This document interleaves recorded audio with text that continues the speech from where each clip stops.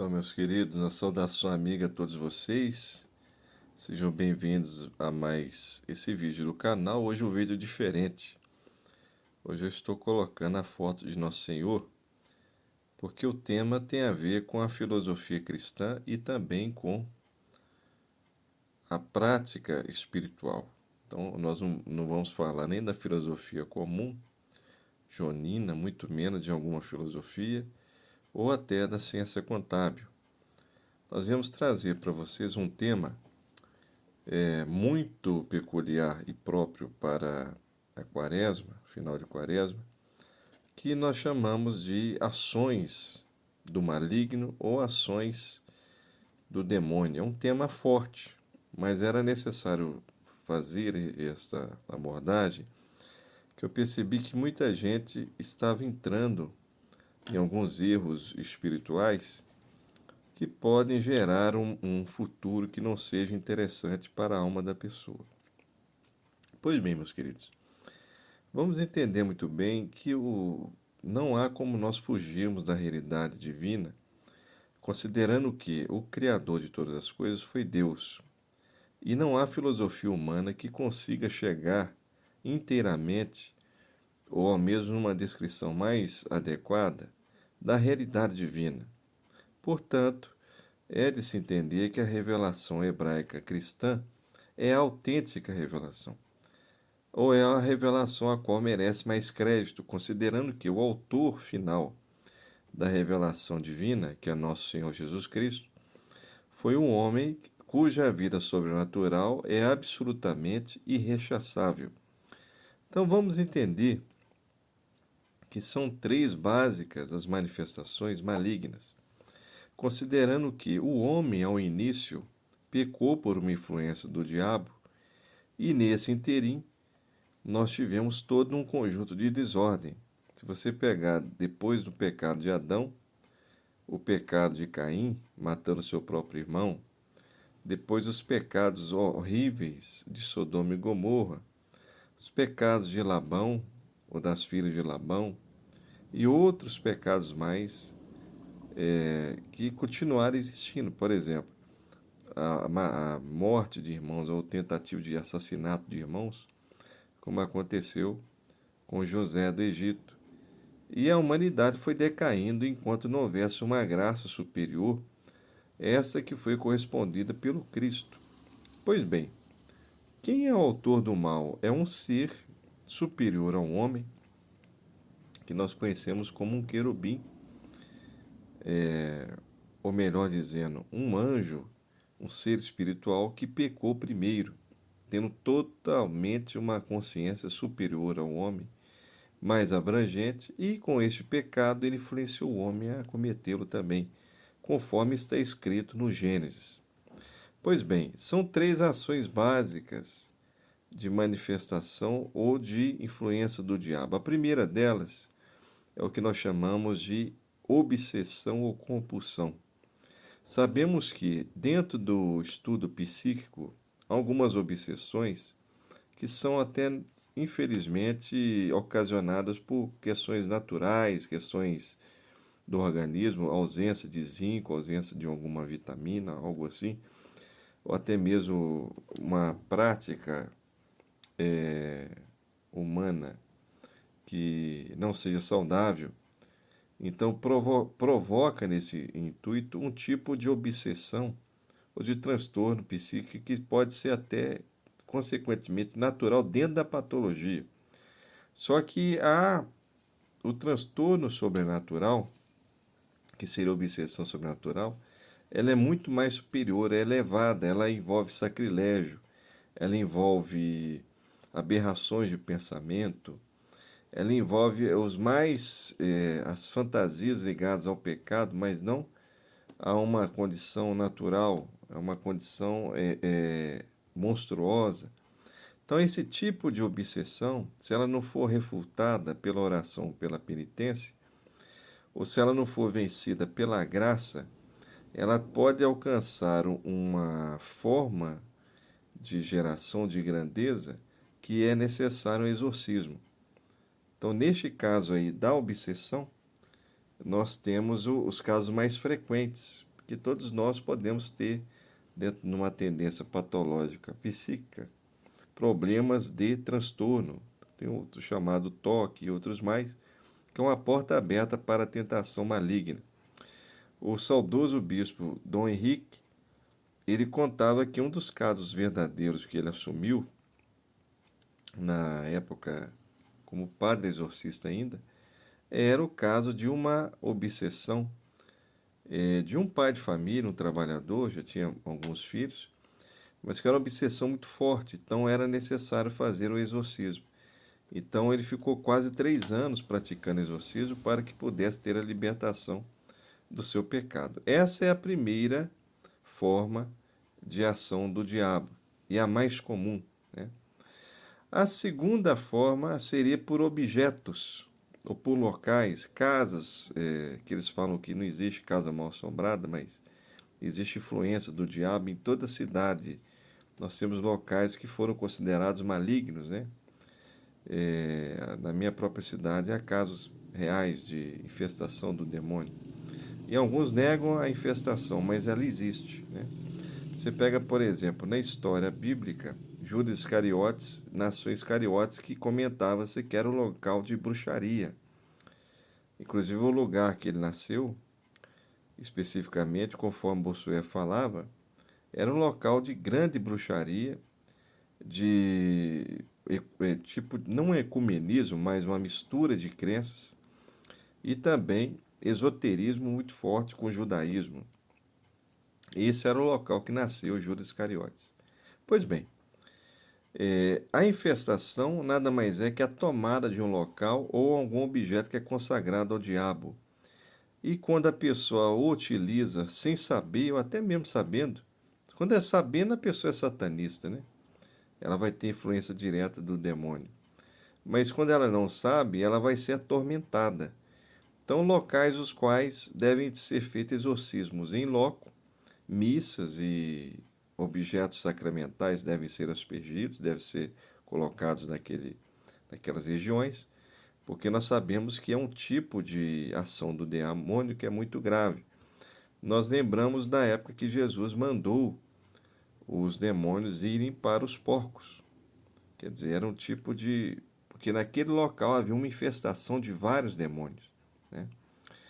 E a terceira forma mais comum, voltando mesmo ao caso desse possesso, né, do lago, que fala a escritura bíblica, é a possessão maligna, ou seja, o demônio toma conta da pessoa humana a ponto de dominar suas vontades e a pessoa perder o livre-arbítrio. Não sabemos por que, é um mistério, mas hemos de entender que a condição do demônio é de ódio à vida humana. Então, tudo aquilo que pode ser propenso ao mal, ao pecado, à maldade, né, à monstruosidade, está ligado ao diabo. Então, nesse caso aí, quando a gente vai observar a questão da possessão, que são casos raros, mas existem, no caso desse rapaz, desse senhor de Genezaré, né, que é o local onde o Nosso Senhor fez exorcismo, ele estava possesso, mas parecia que havia muitos demônios nele, e aquele local também infestado de diabos. Nós entendemos que, por exemplo, no caso da história dos santos, São Cristóvão teve testemunhos de locais infestados pelo demônio. Ele não era possesso de um demônio, mas ele seguia, por certa parte, antes de saber o que é o cristianismo, aos demônios que estavam no deserto.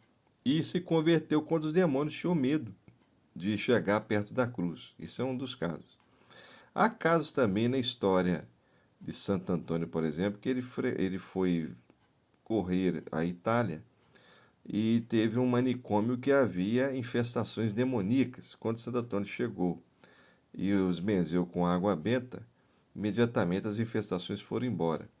O padre Rubens também, ou Rufus, era um padre indiano que muito vinha aqui na Canção Nova. Ele comentava também desses tipos de possessões, aliás, de ações do diabo, né? Possessões também, mas ações ligadas a objetos que eram dados em casamento, ligações telefônicas, objetos quaisquer. Pode ser até um mínimo papel, uma carta, até mesmo realmente uma maldição. Tanto é que o Padre Amorth, que foi o Gabriel Amorth, foi o maior exorcista do século passado, ele falava que as pessoas que eram possessas, quando ele fazia o exorcismo, elas costumavam vomitar objetos grandes da boca. Até telefone parece que ele já tirou da boca dessas pessoas. E, ao mesmo tempo, ele comentava que para libertar locais infestados era necessário mais de um exorcismo, vários exorcismos, porque mesmo consagrando a casa a Deus, ali ficava um tipo de demônio ou alguma maldição. Inclusive os possessos que ele trabalhava, que eram alvos de macumba ou de bruxaria, seja lá o que for, essas pessoas depois tinham dificuldade ou no emprego ou mesmo na vida afetiva. Então eram alvos de maldições também, que eram jogados por terceiros ou por pessoas que odiavam aquela família. Então é muito importante, gente, a oração que liberta as gerações, o pecado das gerações de pai para filho, tal qual a oração já no ventre da mamãe, que liberte a criança de qualquer maldição, que a proteja, porque isso infelizmente existe e está na doutrina católica. Então, essas são as três ações importantes que devem ser naturalmente combatidas pelo católico: a infestação com sacramentais, a possessão, obviamente, com a vida de graça e a obsessão por uma vida de oração e penitência. São as três principais ações do demônio. Lembremos que todos temos um anjo da guarda. E sabemos que quando o anjo age, como está na Sagrada Escritura no livro de Tobias, ele escraviza o demônio num deserto, num local esmo. Lembre-se que nosso Senhor dizia que um demônio, quando vê a casa limpa, ou seja, em estado de graça, por aqueles pecados que ele orientava, depois ele vinha com vários demônios e o estado ficava pior. Então, quanto mais pecado, mais se procura o mal, nós não sabemos porque é um mistério ainda, mas nós sabemos que pior fica o ser humano. Então, quanto mais rezarmos, mais confessarmos, mais chegarmos perto de Deus, melhor para a gente. Lembrando a vocês que algumas formas de conhecimento podem levar a pessoa também a elementos idolátricos e satânicos. Por exemplo, o mau uso, porque a astrologia, por exemplo, ela começou com o estudo dos astros, mas reconhecendo que havia um Deus único e vivo. Vamos nos lembrar dos reis magos, né, que adoraram Nosso Senhor. Eles eram astrólogos ou eram sábios. São Tomás de Aquino era astrólogo no sentido da inteligência, São Boaventura e outros santos mais, que estudavam os astros em favor de Deus, ou em favor das leis divinas, diferentemente da parte esotérica. Então, se a pessoa é adepta de alguns tipos de conhecimentos esotéricos, que colocam os astros ou colocam as coisas como superiores a Deus, como portadoras de uma causa que não existe, de uma função sobrenatural, isso é um tipo de idolatria, que muita gente não percebe, mas age de acordo com o maligno inconscientemente, porque as ações são a favor do demônio. Por exemplo, uma vida que muitas vezes é desregrada, uma vida que agradece a tudo menos a Deus, um ódio ao Cristo, um ódio à Santa Missa, um desgosto com a religião, né? A frequência com esses conhecimentos ou até com tipos de filosofias religiosas que prejudicam a salvação humana, dando a entender que não há remissão dos pecados, não há o Cristo, não há céu, não há nada. Então, esses tipos de filosofias que negam a realidade divina ou a realidade cristã, e esses tipos de conhecimentos esotéricos que são mal usados, porque você pode ter um conhecimento astrológico ou um conhecimento até de uma filosofia que não lhe prejudica a fé. Agora, você ter o conhecimento desses tipos de filosofia e trocando, ou seja, você pretere a real filosofia que é o Cristo, e coloca nela essas formas baixas de. Porque até em valor de racionalidade elas são muito baixas, são muito fracas. Se você faz isso, você naturalmente comete idolatria. E aí você se afasta de Deus. Então qual que é o problema dessas condições? É como dizia o padre Gabriel Amorte. Ou você é de Cristo ou você é do demônio. Então, se você pratica isso que não é necessariamente de Cristo, você naturalmente estará praticando aquilo que é oposto ao Cristo. Então, você vai estar, querendo ou não, balançando o rabo do capeta. Esse que é o problema, né? E aí a pessoa vai se perdendo naturalmente. Então, hoje, a pessoa se apega a tudo. A gente percebe na internet como é que o mundo mediado de informação é desse jeito, né? A pessoa se apega com. Até troca o nome. O nome não é Rodrigo mais não, o nome é Lua, depois o nome vai ser Pedra. Depois vem esse negócio de pedra azul, pedra verde. Quer dizer, conhecimento que nem dentro da ciência tem valor, nem dentro da filosofia. No entanto, para vender é bom, né? Porque engana a pessoa. Isso aí, querendo ou não, é prática que conduz também ao mal. Então, a pessoa que não pratica o que o Cristo falou, ela vai praticar o que o demônio fala. Então, essas pessoas não serão tentadas, mas muitas vezes elas vão perceber dentro de si um vazio, elas vão perceber que algo está errado. Mas muita coisa vai dar certo para elas. Por quê? Porque o demônio age também nesse mundo, ajudando de alguma forma os que são dele. Então não vai ter sofrimento. Se tiver morte de alguém, vai achar que já está no céu. Então, quer dizer, esse tipo de condição é natural da pessoa que pratica o mal sem saber, ou pratica algum conhecimento, algum rito que está a favor do diabo. E aí a pessoa vai ter um estágio, entre aspas, de felicidade. Só que depois dessa vida tudo será cobrado. Ora, se nós morremos e se há alguém superior à morte, que é Deus, nós devemos ser inteligentes a ponto de observar o que o verdadeiro Deus fala.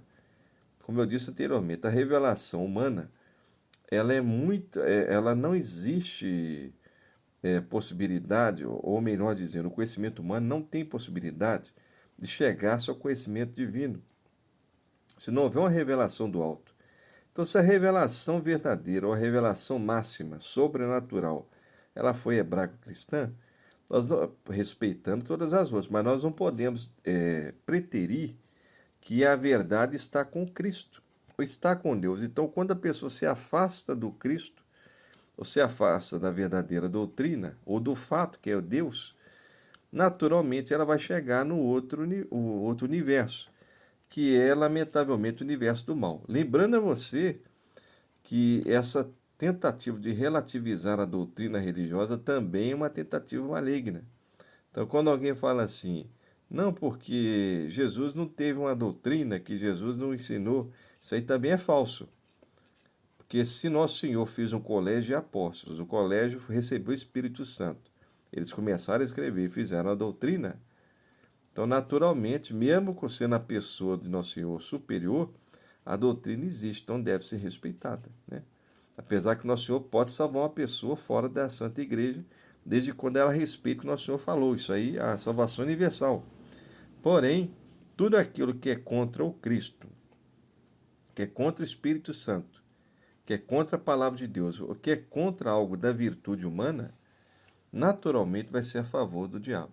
Então é isso que eu queria falar com vocês, essas três ações do demônio, pensarmos um pouco nisso, que nós já temos uma tendência má, infelizmente, e ao mesmo tempo a forma mister para conseguirmos resolver o problema do ser humano é lutar sempre com a oração, com a penitência, com a fé em Deus e especialmente lendo o que Nosso Senhor mandou e observando o que os santos padres falavam, né? O meu abraço para vocês, um excelente final de quaresma, paz e bem para todo mundo.